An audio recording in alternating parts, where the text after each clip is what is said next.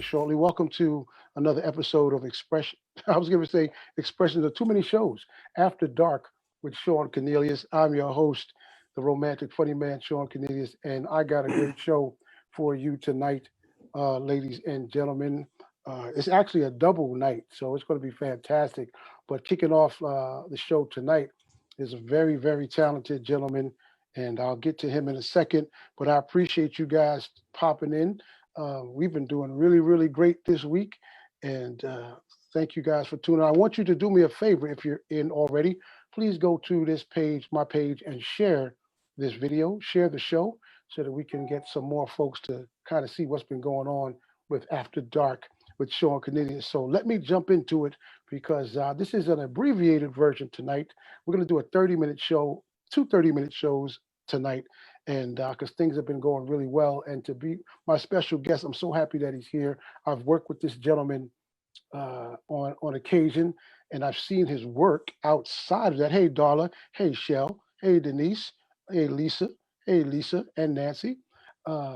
And I'm going to bring them in so we can start talking like right now. There's no need to delay. I hope everybody's sitting back, relaxing Saturday night. And it's going to be a fantastic show. This man is a performer. He's in the arts. He has done theater, stage. He has done television. He has done film. And I am so happy. What's up, Smoke? So happy to have him in. So let me introduce him. He's coming in right now. Welcome, Mr. Vince Edgehill. What's up, So man? good to see you, Shawn, man. It's so good. Good Man, to see you too, brother. How's it going? it's going well. Considering everything that's been going on, it's going well. Yes, sir. Well, listen, Mm. I thank you for, well, I know you're still probably, as we all are, still trying to be busy, Oh, yeah. um, to continue to do our creative thing and artistic thing. And I know you've been doing some things, and we're going to get to that. But when I say your name, Vince Edgehill, it sounds like royalty. It kind of sounds like I could say the new James Bond, ladies and gentlemen, Vince Edgehill. That's a good one, man. now, Vince, what is your culture? Because people don't know, so we'll get on into things. Cultural background, where you're originally from. Wow. Okay. Well, I was born and raised in Queens, Corona, East Elmhurst area, land of where Malcolm X lived. And we had a very progressive neighborhood, Okay. very cultural neighborhood there in Corona and East Elmhurst. As far as nationality goes, folks are from Barbados on both sides of the family, and prior to them, we got people from Ethiopia, Scotland, and Asia, Okay. and I'm a mix. It's so much going Like back. like we all kind of are. Oh Yeah. yeah, But oh I yeah. did a little research. Edgehill isn't Edgehill kind of English? Yes, it is. Yes. Well, no, not really English. It's Scottish. I put the Scottish. E, like the real spelling is Edghill, and Oh, it's okay. Scottish, and it's Edgehill. Okay. All right. So I'm just saying it the black way. I'm just pronouncing every Edgehill. Exactly, because my dad, even though he's got Barbados, he was raised in Brooklyn, in Brownsville. Okay. All So, right. You got a little bit of royalty, but you got some roughness in you as well. oh yeah, oh It's yeah. all good, good Caribbean. All right, man. Well, fantastic. And let's jump right to it. How long have you been in the arts, man, as an actor? Because I know you're a fabulous actor, Oh, fantastic thank you, talent, thank you. man. How long have you been doing it? Okay, well, I acted from 1989 to 97, and then when I got married,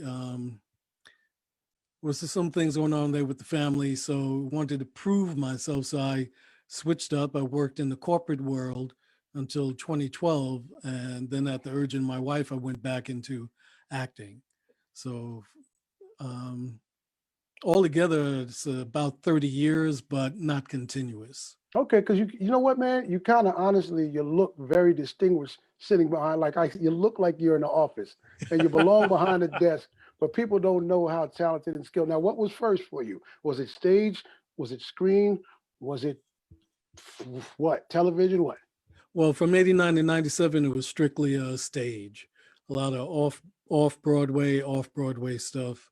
Because at that time in New York City, they only had like soap operas and maybe an occasional TV show and just the regular network. So Okay. you want to act in New York, you were doing mainly stage work unless you got lucky. Right. Now, I want to tell you, I'm going to be looking, if you see me looking to my left, Mhm. periodically. We're on live on Facebook, and Okay. people are making comments. So I'm going to read the Oh comments God. periodically, yeah, as we go. And my producer Smoke says Smoke is in here sipping on Harvey's Bristol Cream, and Nice. that's some old school stuff. That sure is. Old school stuff. And Darla says, "Hey Vince." Nancy says, "That's where I am. I was living in the '80s, Corona, Queens. Did you attend Newton Ah, High School and yes, I did. I went to PS Newtown. 73? Yes. Newtown PS 73. No, not 73. I went to PS 19, IS 145, Newtown High School. Okay, well that's one out of two. One out of two. Oh, not too bad. All right. So man, what attracted you to the acting thing? What actually like the day you was like, okay, that's it, man. I'm gonna be an Mhm. actor. Well, I grew up as only child, so I had an active imagination, always making voices, doing different characters. And a gentleman I grew up with that a lot of you probably know out there, I mean, literally across the street from each other, and we're still friends to this very day, is this gentleman by the name of Keith David. You know him as Keith David. I Yes. grew up with him as Keith Williams, which is his real last name. Okay. And I remember when Keith was starting to get into acting, our parents were made great friends until their passing a few years ago. And Keith is like an older brother to me. Okay. And anytime I need some advice on a high level, I turn to him to this very day. And for those who don't know who Keith David is, if you watch Greenleaf, he was Greenleaf. Bishop. Yes. Yes. Yes. Yeah. Okay. Very And another very talented brother. oh yeah. So all of us grew up at the same time. We used to play in the street. In fact, Keith taught me how to ride a bicycle when we were kids. Okay. That's how I know Keith before he developed that voice. I mean, our families were good friends, literally across the street from each other. That whole block back then. Corona East Elmhurst, you have to understand, was like I said, a very progressive neighborhood. Other people from our neighborhood is Chris. Chris. Oh God, I forgot Chris's real last name. But he was Play from Kid and Play. So all of us had that artistic Right. endeavor within us. A lot of notables from Corona East Elmhurst, as anybody from that area knows. All right. But that's what inspired me. I saw Keith doing it. I was like, you know what? I'm going to try it. Cool. And sometimes that's all it takes. And then here you are, knocking it out. So give us some of your early achievements, man. That you're like, yo, okay, that really started your resume. That people, you know what I mean? Because I Mhm. remember my first TV. My first TV was Law and Order. You Yeah. know, that was my first TV opportunity. What was your first big thing that you just was, so happy about? Well, I said 89 to 97, that was just stage. When I came back in 2012, I came back soft doing background stuff until maybe just 3 years ago. And the first big thing I hit was doing an episode of Dickinson. And I was opposite Haley Steinfeld, who is in real life looks better than what she does on television. Okay. Wonderful thing. That was my big opportunity. You wouldn't recognize me in the episode because they had me in a wig and all this other stuff there. It was so bizarre. Like a I was playing character. a conductor, right? Yeah. Okay. Oh, And that's another big thing now going back to stage was back in the days. That was the first time I think I heard. I yeah, heard of that. that's the first time I actually went back on stage, period, from back from 97. And to this day, I thoroughly enjoyed working with you on that because you were incredible Oh, singing too, man. thank you, brother. For those that don't know, Back in the Days was written by Omar Moore, and it was a stage play musical that we did a couple of years ago. And that was the first time I actually worked with you. And Yes, it was. Yes, it that was was. it was awesome to be on the same stage with you and work, man. Tyreek Christopher Martin, that's right, that's his name, Chris Martin, who Yes, played, and that's a beautiful. plays from the neighborhood. Yeah. So listen, you're doing so much, man, and you've obviously progressed in your time. What are some present day things that on your resume that would stand out that maybe some of the people that are on the show watching would recognize? Well, let's see. I did an episode of Bull earlier this year Okay. where CBS, right? CBS. On CBS, Hmm. where I played a character named Randy Grider, and I was the juror as well. just recently shot the first episode of 3 on Power Book 3, That's what I was waiting Raising for. Canaan. That's what I was waiting for. You posted that. Congratulations. Yes. Yes, thank you. Power Book 3, man. Fantastic. And in Okay. fact, that episode that I just filmed a few weeks ago was directed by Mario Van Peebles, who's Ah, insane, that totally must have been insane, awesome great brother. to be in that And presence. Yeah. I have 2 more episodes to do in February and May to finish that out. Just missed being cast in the Marvel thing. They dropped a character, which would have been a nice one, a Marvel streaming show. And when New Amsterdam returns, you'll catch me right at I believe, the beginning of that episode when it returns. And again, these aren't like gigantic roles. These are co-star roles. Right. Still got to go through the ringer for it, but these are principal roles, quick co-star roles at that principal pay, Yeah. which Listen, man. is You're on. good. Yeah, you're on. It builds. It You're builds. obviously you're a union actor, so you're on. You know, you're doing things, and you know how we say in the acting game, there's no such thing as a small role because any That's role right. could catapult you to another level or another level. So Yes. out of the three, stage, television, and film, which do you prefer? Which do you like? I know work is work when we're actors, but what do you really love more? I think I gotta honestly say I think I love film a little more because it's a little more laid back.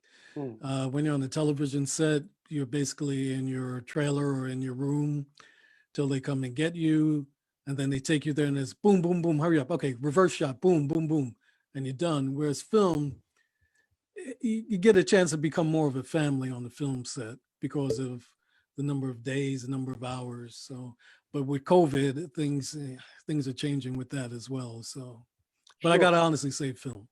Film. Now, do you look to do stuff behind the scenes as well, or you just like to in front of the stuff, or would you like to write, produce, direct, that kind of thing?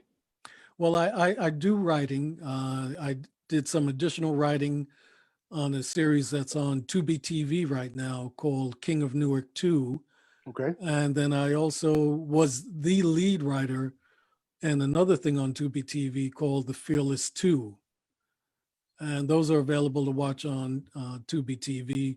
These brothers in Newark, New Jersey, cranking out films, Royal Family Films. These guys, it's Alonzo Haran, Jamal Hall. Hmm. I got to give them a shout out. They're very good. In fact, Jamal Hall has a award-winning film right now about the dance scene in Newark called Lit. That's Okay. available on Amazon Prime. So All right. So very listen, good. I know when you're an actor, you're in the entertainment business. Sometimes being around those fellow actors, it's not really a major deal except appreciating someone else's talent. Right. But have you ever been starstruck, and who made you starstruck in the industry that you might have worked with? Um, Two people come to mind. One that I'm a fan of that I would like to work with now is Lupita Nyong'o, Ooh, and the other is Eric Roberts, who I did get to work with. right, right. And you work with Eric in which project? That's King of Newark 2. Okay, okay. So you kind of fulfilled your little starstruck on the one. That's one, but the other one is with Lupita, who I respect dearly, and that's a little story when I met her before she became famous. Okay. Well, you know, you put something out there. Your mouth is very powerful. You put you It is. It put that is out in the universe, man, and you never know what's going to pop off or what's going to very happen true. for you. What's going to happen for you. So, again, so you're doing things, and the power is the most present in the future. And in a couple of minutes, I'm going to take a quick break, so maybe you Okay. can answer this one. And yeah, hello, D. Denise, who is my production manager, says she's starstruck, and she really is. I can't even talk to her on the phone sometimes without her going nuts. I'm like, listen, it's just me. It's only me, Denise. What in the future, what would you like to do, man? What on the near future projects you'd like to work on? I know you said Lupita as far as a person, but what would you like to do in the future in stage, film, or television? I wouldn't believe me for the money. I would not mind getting on a TV series as a recurring character like I did on for Power Book 3 to get a couple of more of those to round out the money. Because again, this is a business and it's money that we all need. So, But I wouldn't mind being a character on this series, or even get into a nice quality film that gets some um, market buzz, in other words. Okay, that's sweet. That's sweet. I tell you what we're gonna do. Since we just paused on that, let's take a quick break. I'm gonna come back. We're gonna show something. We're gonna show something. Okay. I'm not even gonna tell them Oh, what it all is. right. They're gonna All have to right. check it out at some point when we do the. Oh, looks like, I don't know if anybody can still hear me. Looks like Shawn froze, but we're going to take a break anyway, and then we'll be coming right back. You taking care of that for me? Oh, you got it, huh? Yeah. I take care of it. So well, oh, here goes that work, man. Let's take a break and come right back with Vince Edgehill.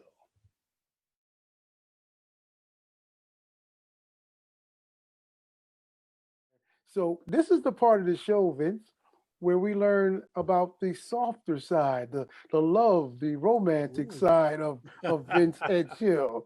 Vince, I do this with Okay. everybody on the show, man. All What does right. love mean to you, and how important to you is it? Wow, that's a good question. To me, love is being able to be open with your significant other. I mean, to be totally free, to be not have any fears, to be vulnerable, and to be honest and just share things, encourage your partner, things like that. I mean, it's to be dependent upon each other, but still independent at the same time. And how important is love to you, Vince? Oh, it's very important. I mean, I'd hate to be alone. I mean, I've been with my wife for 22, 23 years. God bless. Been married 21 years. Okay. And, you know, when I was working in corporate world, a 6-figure salary and all that stuff, but it was killing me. I wouldn't be talking to you right now. Right. She realized that she knew my first love was acting, and it was scary, but she still supported me to, go back and do what she knew I could do. She has more faith in my acting than I do. Than you do. Yeah. Well, listen, and sometimes that's needed because sometimes one person loves a little stronger than the Yes. other, which lifts up the other person, the other individual. Right. So love is a very important thing to Vince. And what about romance? Because these things are subjective. People have their own meanings. Hmm. How about romance? How romantic are you, Vince?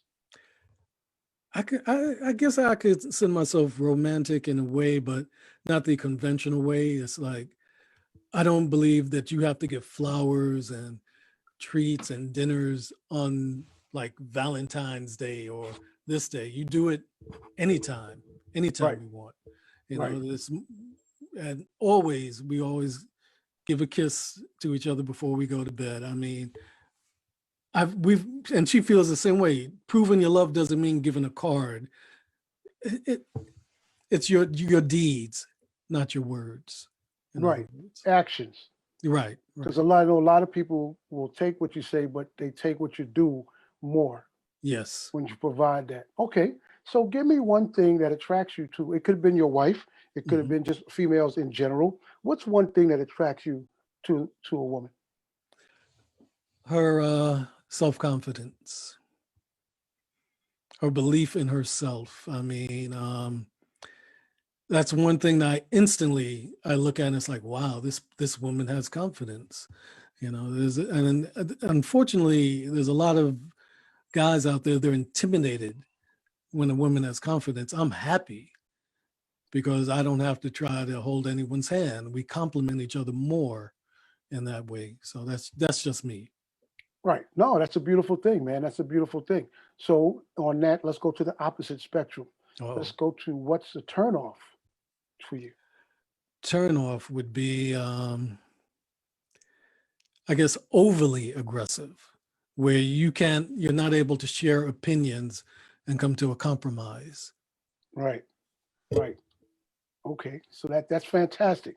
That's a fantastic scenario. We got a couple of comments. What's up, Lyndon? Uh Nanyata says she is loving on you in the right way, talking about your wife. Oh, Says she's thank you. exactly who you need and has all that you didn't even know you're so. You know, I got a lot of experts that come on the show. So they shoot they shot, but I want to get these experts on live. And Katie says relationship goals. So, I'm definitely going to be teasing, but they're in tune with a lot of the conversation. Well, this week I've had all men on the show. Okay. And I think a lot of these ladies have learned that there are men, grown men, who are responsible in love and relationships and romance and all of the things that they desire.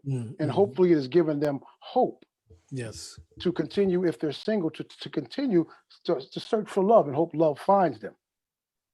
Oh no, I totally agree. In fact, that was my wife's problem because we didn't meet till later in life. She had it. She didn't. She stayed by herself for 7 years Mm, because she didn't think there was anybody out there. I had different relationships going on, but I was never truly satisfied, truly happy. And then we finally met each other and been together since. that's a beautiful love story. So love can last.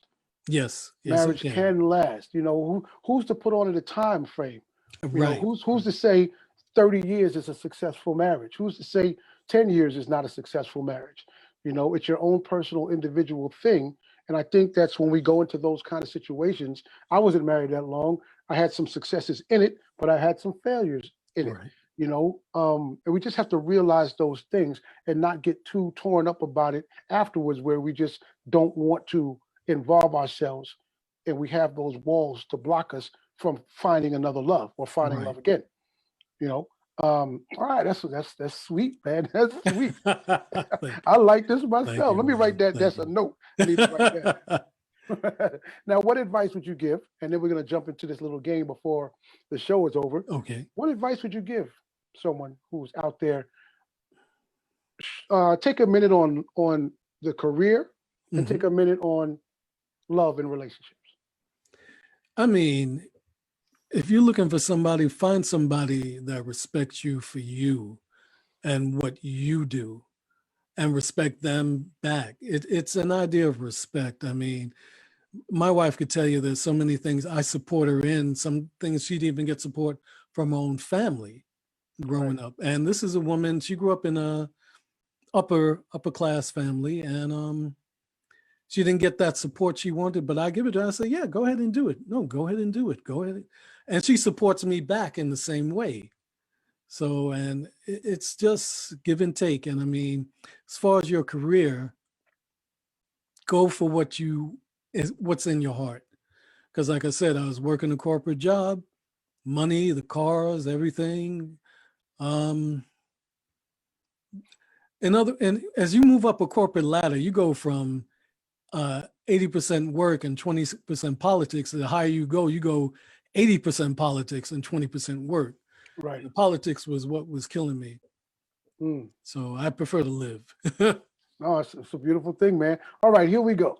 On every Okay. show, before I close out, I have fun with my guests. This is called Favorite Sevens. I'm just going to name something and you give me your favorite. All right. All right, here we go. Favorite food. Oh my God, I love food. I mean, look at me, I'm a little chubby guy here.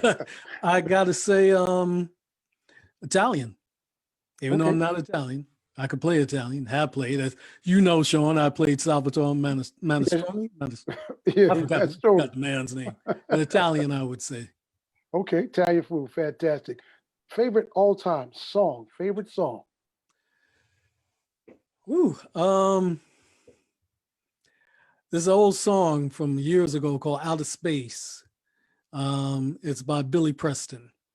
I just Okay, love that song. I don't know why. I I played got to it check it out. I'm not familiar. I'm familiar with Billy Preston, but out of space. Out of Space. All right, sweet. Your favorite all-time movie. Raiders of the Lost Ark. Nice one. Favorite state. New York. Favorite time of day for love making. I'd say the mornings. I like early mornings when you wake up because it's good to wake up and then anyway, you know what I Yeah. mean. Show is PG, right? Okay. Nah, we know. I understand as a man. I know what you mean about that morning thing. Favorite comedian. Sean Cornelius. There you go. That's a beautiful thing. No, I know you. Well, besides you, I say Richard Pryor. I grew up on Richard Pryor. Richard Pryor. Okay, good deal. The king. Favorite black TV show? I was a big fan of all three Cosby shows. Okay. And I know he's done some wrong stuff there over the years, but all three Cosby shows. Now name them so that some of the youngins that's on here will understand. Oh God! Know which one you're talking about. Well, the first one we played Chet Kincaid. That was, I think that was called Cosby. I think that was just called Cosby. Okay. The second one, I forgot the name of the second one, but I think that was just Cosby too. And then of course the Cosby Show, the last one that he did with Felicia Rashad. Well, see, I go way back with you. I thought you were going to say I Spy. Well, I did catch I Spy too. Now Yeah, that was a groundbreaking one. Because back then, growing up in the '60s, there weren't too many folks out there. That's what I'm saying. The way I look, people didn't know I was black anyway. So. Listen, you did well, man. You did well. You passed with flying colors. Oh, okay. So check this out. Hey, Vince, before we get up and get out of here, man, I want you please to let the people know where they can find you on social media. All of that. Please give that. Oh, sure. On Facebook, it's Vince, V-I-N-C-E, Edgehill, E-D-G-E-H-I-L-L. And that's the same for Instagram. Those are the two platforms I work with. And we don't know, obviously, you just filmed, but you said January and March, or February and March. February and May, I'll be back on Power Book 3. Hopefully everything goes good for them. And, in entertainment, it's a funny business. Sometimes they say, you know what, we decided to go in a different direction, which just happened to me on another project. Yeah, it could happen. It could happen, but it's all good. Hey, Vince, man, I want to thank you for stopping through, hanging out with me, and sharing. Continued blessings to you in your career, man. And I look forward to us hitting the stages again together, or hitting the screen together. Oh yeah. Or getting on somebody's TV show together. Yes. Doing work. Oh yeah, man. It was it's a pleasure. It's a pleasure. I thank you for thinking of me to be on the show and to share a little bit. No problem, man. I'm going to make sure that you get a special gift. All my guests get special gifts. My Enough is Enough campaign. Hey, I'm going to make sure you get something from me, man. And again, thank you so much for coming through. Listen, y'all, as I always say in parting, please go with God in your heart. Have a peace of mind. Have a wonderful, wonderful tomorrow. And please continue to be safe. Wear your mask. Stay 6 feet away from each other. You can. This thing is coming back through. And you got to take care of yourselves and take care of one another. God bless you. Let's thank Vince Edgehill for stopping by. Vince, see you around the corner. Come back again. Thank you, everyone. Anytime, brother. Okay. Anytime you want me, I'll be back. I got you, man. We'll say goodnight from another episode of After Dark with Shawn Cornelius. I'm Shawn Cornelius. Peace out, y'all.